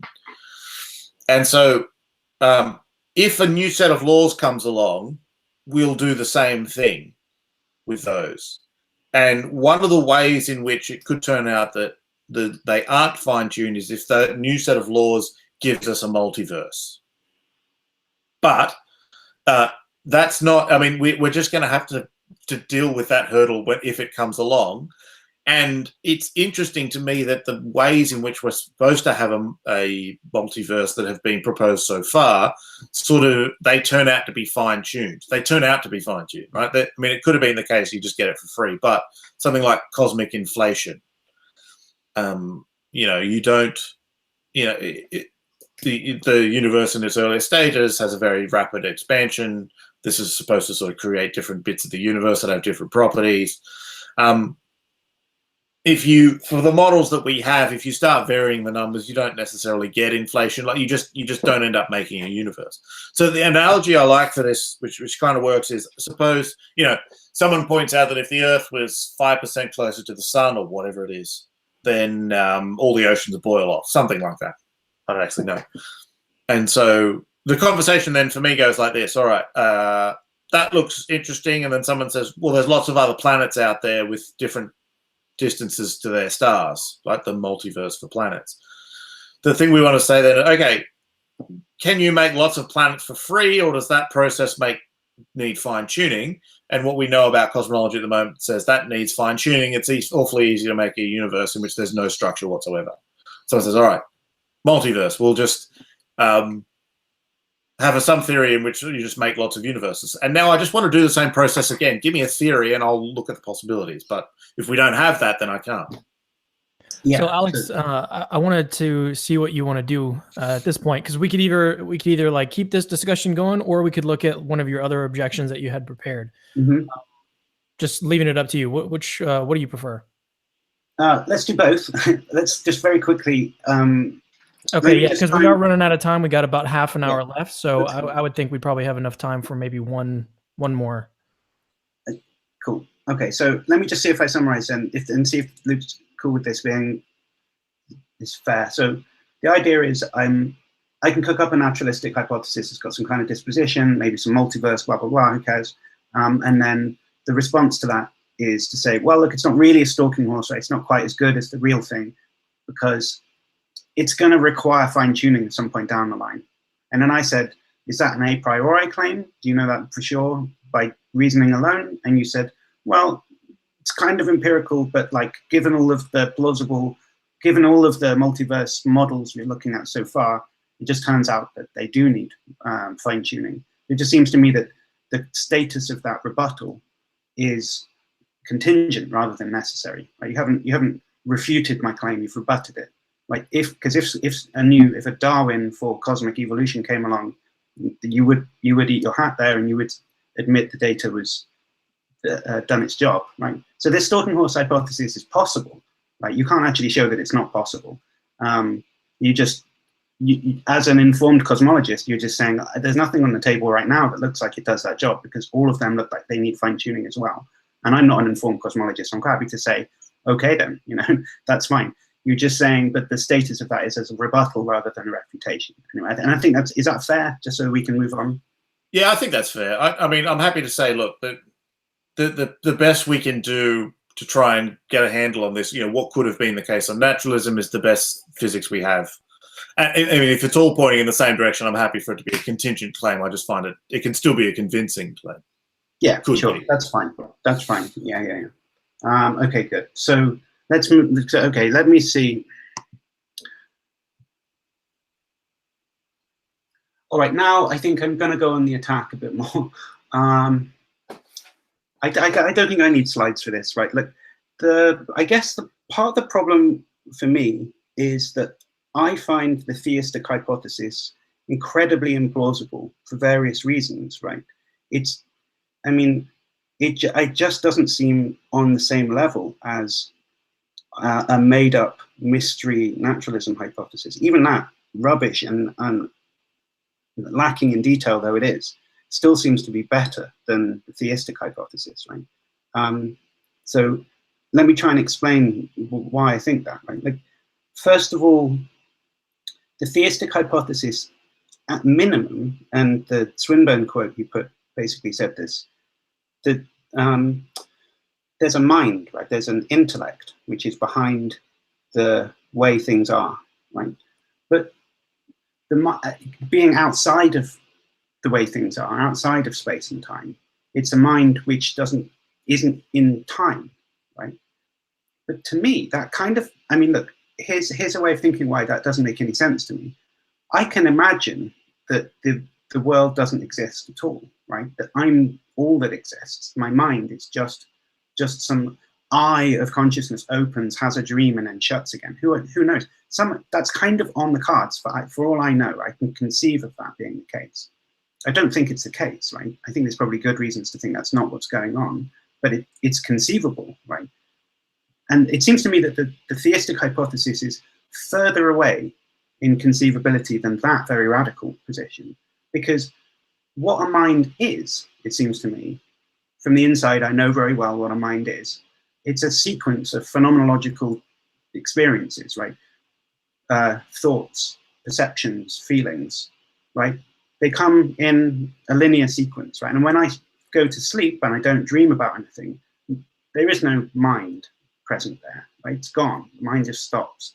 It wakes up again, starts running again when I open my eyes and stuff starts happening, right? When the sequence begins again.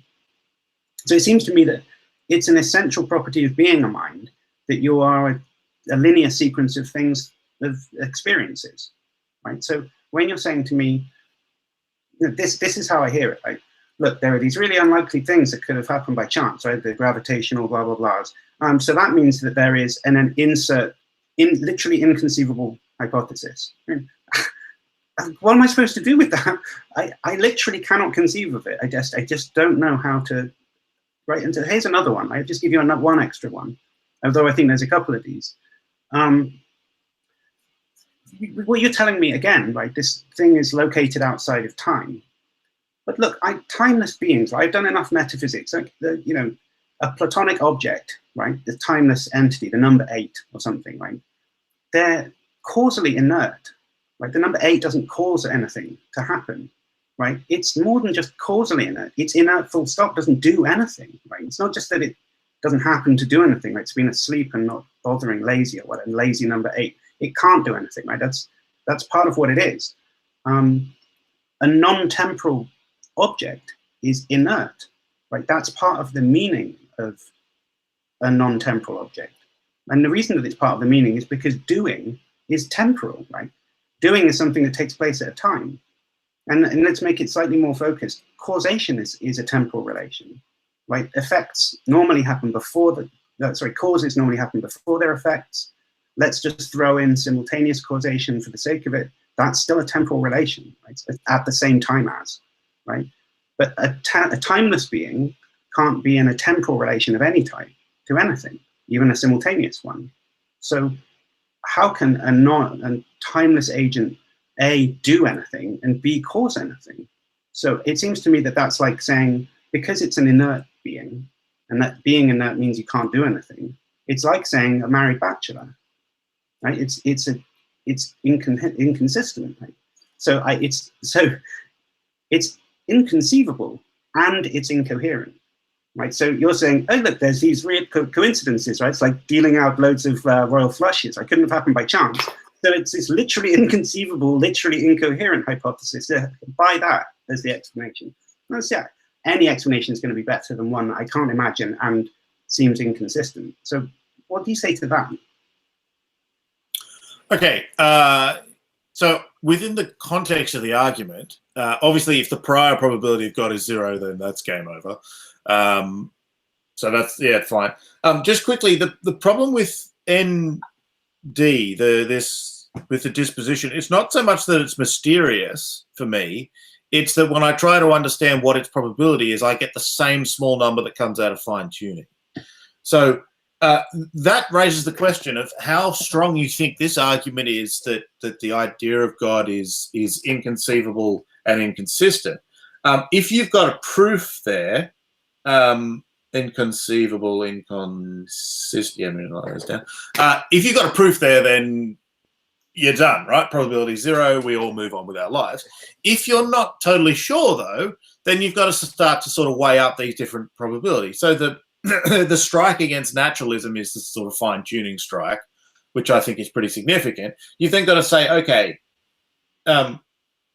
how strongly committed am I? How strong do I think these arguments are that God is inconceivable and inconsistent? So let me say a few things about those. In terms of the mind outside of time, there's a few moves to make here. Let me make a sort of Thomistic one. Well, I haven't fully bought into Thomas Aquinas because I don't fully understand what he's going on about, but this at least made sense to me. So let me try one attack here. So Aquinas distinguishes between 3 uses of language. You probably know this, but never mind. Equivocal, unequivocal, and analogical. So if I say equivocal would be I love my wife and the score in the tennis is 1 love.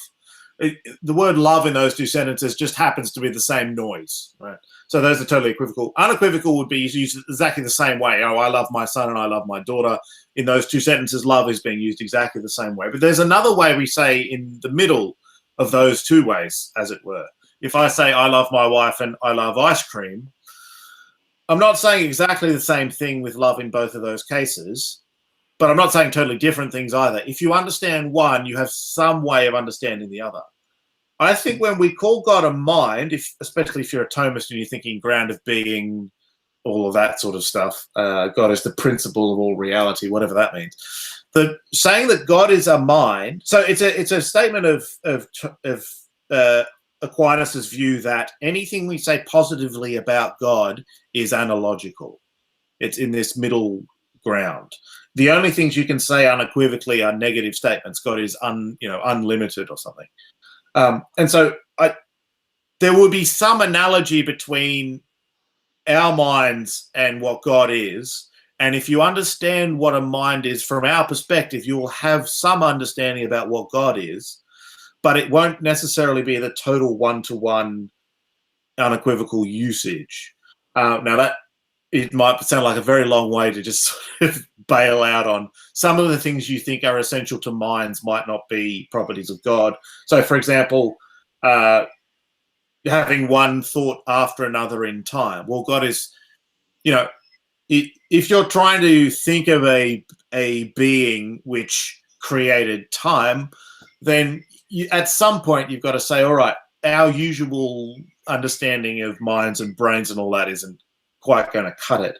So similarly, the category you've sort of got to create for God is that God is, in this understanding, God is a concrete, necessary being. So he's necessary in the same sense that 2 + 2 is 4 is necessary, but still got a concrete being. So God is not causally inert, but causally active. Now you say causation is temporal. There are various ways people have tried to understand that. It might just be one of the things that's not essential to causation. Or you could say with William Lane Craig that as soon as God causes something in time, God then becomes temporal, not by changing himself, but by there being some relation to time. I mean, I'm an astronomer, blowed if I know. So I think the thing to do with these, the thing to do is think harder, right? I mean, just keep thinking about them. And if you do come to the conclusion that, this God idea is inconsistent and inconceivable, then you've got to defeat it for any argument for the existence of God. Fine. All I want to say is it's got to be a proof, right? If you're just saying, probably we don't, or I can't understand how it could be the case that, then you haven't quite got a proof, and then you've got to start weighing up A versus B. Yeah, okay, good. So it's not quite the same as saying, I mean, let's distinguish between an argument, a really terrible argument, which would just be, I don't know how to speak French, so therefore nobody speaks French, right? It's a terrible argument. You can't just go from stuff you don't know to saying that that means stuff like that doesn't happen. And that's not the argument I'm making. At least it doesn't seem to me that's the argument I'm making. Because, and the difference is that, like, I think it's got something to do with your relation to the thing. That, like, okay, so it's something like where sometimes absence of evidence is evidence of absence, and sometimes it isn't. Like that argument can be good, and it depends on your relationship to the thing. Like, should you expect to see the thing there? If you should expect to see the thing there, then it not being there is good evidence that it's not there, right? And vice versa, the other way around. So look, I should expect to be able to distinguish what we're talking about here. I'm saying something very modest, it seems to me, about the nature of what my mind is like. I'm not saying how it comes about. I'm not saying what it's made of, or what the rules are in any deep way. I'm simply saying that, and I think you agree, I mean, please tell me if you have a different internal phenomenology, which would be great, because, you know, we could think about that. But for me, my entire life long, all the different things that have come and gone in my life, all the things that have happened, that's what my mind is. Right? I have a good understanding of what it's like. Right? It's not like, I'm probably more sure about what this aspect of what my mind is like than most of the other things that you've said. Like I said at the beginning, you could just be a figment of my imagination. All of the physics that you coughed up could be just my subconscious trying to confuse my consciousness in some kind of weird dream that I'm having. And that's more plausible than that I have misunderstood this very basic idea of what the mind is like, it seems to me. I'm pretty sure about this. And it's not quite as sure as I am that I'm existing at all. I feel even more sure about that. Right? But this idea about what the mind is like is very, very fundamental. And that leads into the analogy escape route as well. I mean, yeah, you can say, look, look, God's computational capacity is like ours, but it's also not like ours, right? I sometimes sit down and I try and work out the probability of rolling 6 6s or something, and I get there in the end, and it's really painful and slow, and I often make mistakes, right? God, when he does that, it's not quite the same as what I'm going through, you might say, but it is in some senses, right? He's still kind of like doing computation, whatever that means, but he just always gets it right, and he does it at lightning speed or something like that. Right? He's like super duper great. And so that's the analogy. I can tell you the aspect that's similar and the aspect that's different. Like that's how an analogy works. And it seems to me that what you're talking about here is you're saying, look, it's a bit like a mind, right? And so in some sense, like a mind, he's got desires. For one thing, he desires for there to be a life-benefiting universe. He has intentions and blah, blah, blah. He loves you, whatever. But on the other hand, the thing that's so different, right? So if we just focus in on like, well, what's God's mind like phenomenologically? Because mine is like this sequence of events that happens. Right? What's the analogy here? I know what mine's like, but he doesn't share that aspect. Is there anything you can tell me that it shares? Because if not, we're not doing an analogy. We're just doing, it's like a mind, but in no way like the experience that you have. Like the specific thing that we're talking about. It's just different. It's not an analogy. It's just a black hole of not. And that means like, if that's where it goes, and it seems to me that that is where it goes, then it's not a watertight a priori deduction that God doesn't exist. But it's pretty devastating for this as an explanatory hypothesis, right? Because when push comes to the shove, even the Aquinas analogy escape route seems to be just a big bucket that you're dropping the concept in that I'm not allowed to look into. And like, I just feel like I'm not really being given any explanation here. Like, I want to know, like, just basic stuff about what this hypothesis is supposed to be. And it feels to me when I lift up the lid and try and look in, it just doesn't make any sense to me. It's like saying, look, there's just this married bachelor at the start of the universe, right? And that's how it happens. I just don't know what you mean, right? But so this is I have such fundamental problems with this is why, to me, it doesn't really seem like it's even it doesn't get anywhere close to being an argument that persuades me that God exists or something. I mean, my problems are much deeper than with the fine-tuning argument, I suppose. Maybe they're too fundamental for this conversation, even. Let me just say very quickly, yeah, I mean, at this point, you need to start reading a good theologian to see whether they can try to explain it better than I can. Any sort of proof is going to need to say, you said it before, it is essential property of the mind that ... and then my sort of get out would be, okay, that's a property of your mind, but that's not an essential property of minds that I'm relying on. And then the response to that is, okay, is there anything left of this idea that God is a mind that I can grab a hold on, right? So the things that, in terms of the fine-tuning argument, I think the sort of the analogy that we need is simply that there are, the way my mind works is, if I'm trying to design something, there's a whole heap of ways that I could put this set of Lego together, and all of those possibilities, because I want to make the thing on the box, I put together one particular possibility out of all the possibilities, and for a particular end, because it achieves something. And one of the things you can sort of try to do is to take your own mind and just try and ratchet things up a bit. You said, if I want to calculate something, I sit down, I try to work it out, and then it sort of gradually dawns on me, and then, right. So, okay, take that, and if you were thinking clearly, it would happen more quickly. And so if you think of like a perfect mind, it would just be like being in that state of realization the whole time. And is that helpful? I don't know. But yeah, so, I can't claim I totally understand everything I read from theologians about God. Again, I just want to say, look, I mean, one of the ways the fine-tuning argument could work is, okay, if you're prepared to say, let's give this God hypothesis a start, let's just say, maybe it might explain something. There's a lot of explanatory work it can do just because naturalism, the raw naturalism, without that hypothetical D, although with that D, as I was trying to argue, is so bad that maybe I could think of something weirder. Yeah.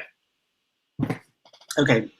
Don't know, Cameron, did you want to do some questions? I mean, I can keep going. I have another objection I can bring up, but if you want to take some questions from other people or something. Sorry, I've just been listening to the back and forth, and I just commented on the YouTube page that this is one of my favorite discussions on fine tuning I've listened to. So I've just been sitting back and enjoying it. So let me throw this out there. So I don't know if this is specific to Swinburne. I don't think it is.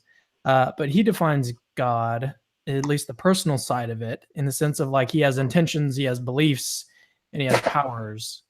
So that doesn't seem too different from when I reflect on my own understanding of what a mind is. That doesn't seem too far off to have thoughts and beliefs and intentions and powers. That seems pretty similar to my experience of who I am. And even back to your example of like, it could just be that everything out here that I'm experiencing is an illusion. That doesn't have any bearing on this understanding of personhood, right? Because that could be the case, but I would still have intentions and beliefs and powers. So what are your thoughts on that, Alex? I mean, I suppose you can say, oh, look, God has thoughts and beliefs and powers, and that's great. It's just that my issue is that anything more than just saying it, right? Like I can say that, look, oh, there's someone at my door. It's a married bachelor come around to see me, right? But I can say it, right? But that doesn't mean that it makes any sense. So we have to, I mean, the difficulty, it seems to me, there's a high, well, I don't want to talk about probabilities, but I worry, right, that there are certain theological strings of words that are meaningless, right? That you can just say stuff. I mean, you're probably going to have that opinion about certain mantras in other religions, that they're not really picking stuff out that exists, right? They're stringing concepts together that don't really mean anything. And it's just, I worry that that's what's going on here when we look at this natural theology stuff, that it doesn't, it's just like, doesn't make sense. And people just try and say, oh, it's a mystery and you need to be like thinking harder and blah, blah, blah. But like, you know, you can think really hard about what a married bachelor is and never get there, because, and it might just be that I'm lacking in a severe enough devotion to the idea to really get it. Or, you know, I'm just not cognitively able. It might just be that it's nonsense, right? And there's this kind of worry, it's existential worry, that you're never really going to know one way or the other which one it is. So I'm sitting here in the shop of hypotheses looking at which one to buy, and I just don't know that it's not nonsense, right? And that's a massive turn-off for me. I don't want to buy a hypothesis that maybe explains stuff, like I said, in a kind of ad hoc way, but I'm worried that it's not really doing anything other than that. It's not just that a deeper understanding will make that go away. It might just be nonsense. So I suppose that's my issue. So what's your take on, so earlier Luke was like, let me see if I can explain it as clearly as him. So he was talking about when we're thinking of the prior probability of theism, unless you've got a proof that it's zero, then you're just dealing in probabilities. And even if you're like, well, I don't know, I can't really make sense of this God concept, that doesn't constitute a proof. That doesn't show that the probability of theism is zero. That would just mean that, hey, we may not know what that probability is. Luke, what do you, so, well, actually that might, I was going to take it into skeptical theism, but that might actually eat up all the time that we have left. We only have about 5 to 10 minutes. That's a really interesting discussion too, is how skeptical theism plays into all of this. And unfortunately, we're sort of out of time before we can get into that. Earlier, Alex, you were talking about Hud Hudson. He has a talk online on YouTube where that's the objection that he has to the fine-tuning argument, is that Right. It's the skeptical theism bit, that we can't actually put any kind of probability on the the second premise, that the probability is not very, very low, given the sort of concerns that arise out of skeptical theism, that we don't really know the mind of God, we're cognitively limited. So we can't really make any assessment of that premise at all. Like, we should just withhold judgment, sort of thing. And in that case, we can't run the argument at all. Well, Luke, why don't we get your thoughts on that? And then from there, we'll move into closing thoughts, and then we'll close out today. Very quickly, I think there's two moves you can't make if you're faced. So the way the argument's presented, you do have is that your stalking horse? The way the argument is presented, you have to ask the question: what's the probability that a good God would want to create a universe like this? And if you're looking at the problem of evil, you might want to say, all right, we have no idea whether God would allow all of this evil. And then what you can't say then is, well, actually all this, all the good stuff, that's totally what God's after, and then run it that way. So those two seem to be clashing. So that is a problem. It's the one Neil Manson raises in this paper. So my argument would be, I don't take the skeptical theist case against the problem of evil. In particular, it depends what you're skeptical of. I mean, whether something you see in the universe is good is going to depend on whether you think you know what good is and what you think is really going on out there. So you could disagree, with the details of, you could think you know what God thinks is good and evil without thinking that you know the specific reason for the stuff around. And then you're in a middle way between these two. So all I'd say for that one is there is some theology to be done on my side. I just don't find it, that if you're trying to weigh the two up, remember that it's the naturalism side is so bad, that's the fine-tuning argument, that actually worries about, would God want to create a universe that has conscious agents, moral agents in it? I just don't find that anywhere near as improbable. So that would be my short answer to that. So we're right at we've got about 10 minutes left. Why don't we do this? So Alex, why don't you respond to that if you want to, and then give 3 to 5 minute reflections on the discussion today. And then from there, we'll pass it over to Luke to give your reflections, and then we'll close it out.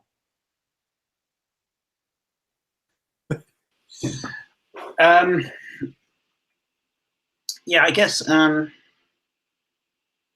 don't know what my reflections are. Let me see. So another argument I wanted to bring up was, which I really liked, is that so there's this really cool paper called Fine-Tuning versus Electrons in Love by Neil Sinababu. I think that's his name. I think that's how you pronounce it. Do you know that paper, Luke? What? You do, yeah. Yeah, sort of. Okay, so the idea is that God is a disembodied mind, right? So on the theism hypothesis, it's possible that there are disembodied minds, right? So then you can't advocate the theism hypothesis and then get all picky about what psychophysical laws are metaphysically possible. You basically have to allow any possible psychophysical laws.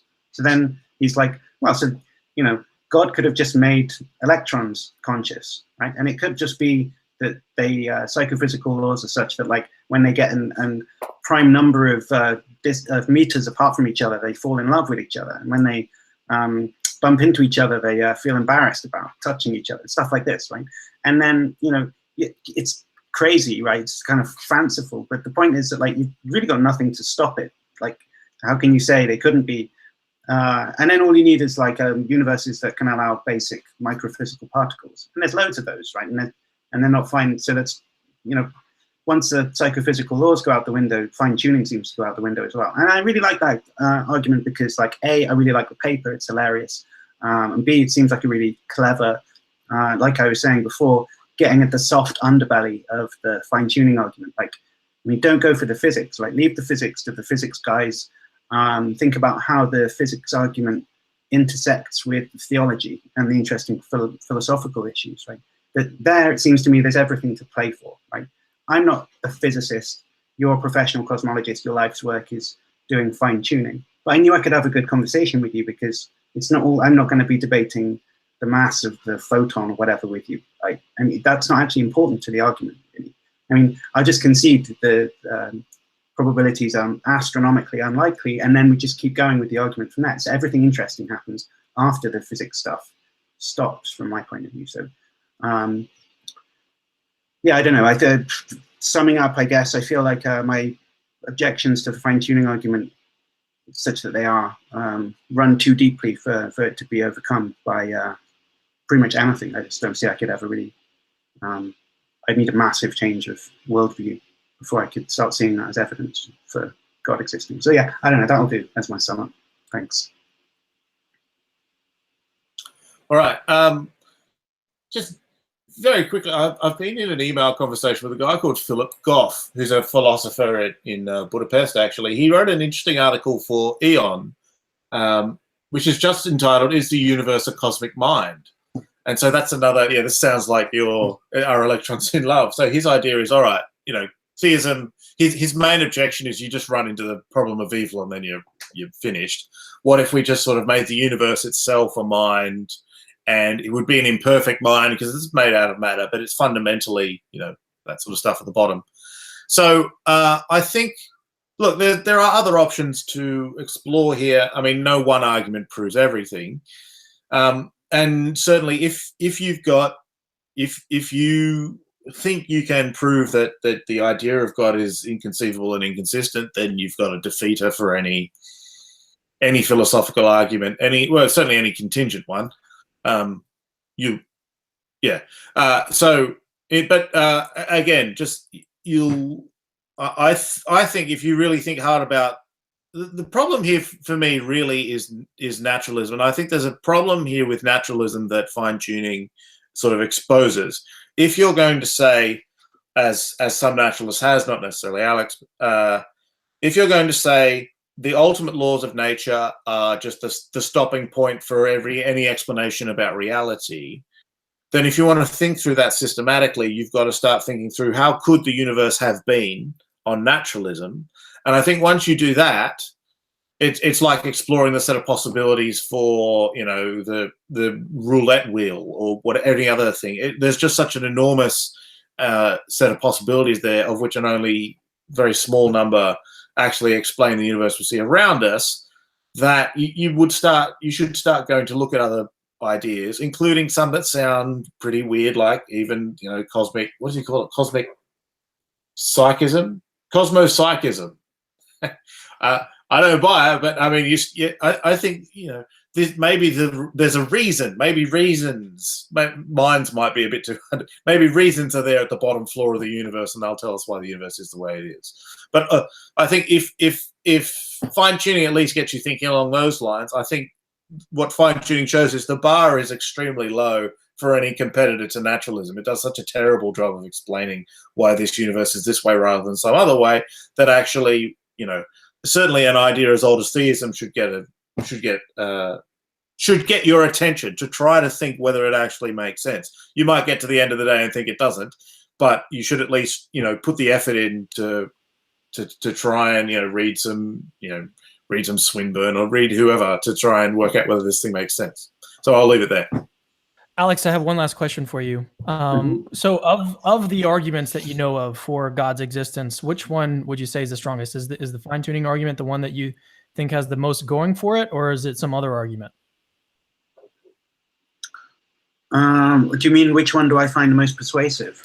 Which one has the most? I'm putting in this way so that you're not committing to much of anything. Which one has the most going for it of all the arguments? Yeah, well, I'm not sure what you mean by going for it. I mean, it's valid. They're all valid, right? They're all, and the question is whether the premises are sound, more or less, all the time. With professional philosophical arguments, it's going to be valid. So they all have that going for them.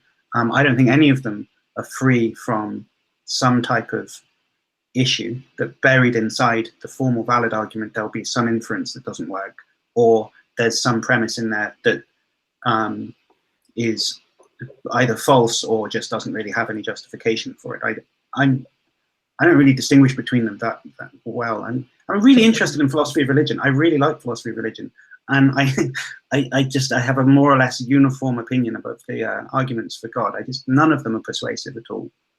Fair enough. Fair enough. Well, I'm really happy that we were all really able to find a time that worked, because Alex, you live in the UK, Luke, you live in Australia, I live in Houston, Texas. So it's like we had to find one time that basically worked for all of us. So I'm really happy that we could make it work. And I think, Luke, you have to run off and go play piano. I do. So, well, anyways, yeah, thanks guys for coming on. Hope to do it again in the future. Alex, we talked about doing a discussion on Molinism, because that's your biggest area of expertise. I would love to set that up. So anyways, thanks again, guys, for coming on. And if you're watching the channel right now and you've enjoyed the discussion, head over to, actually just hit the subscribe button on the YouTube channel, first of all, but then head over to the website, check out everything else we have going on. And again, if you want to support the ministry, patreon.com/capturingchristianity is the way to do it. And without further ado, we'll see you guys next time.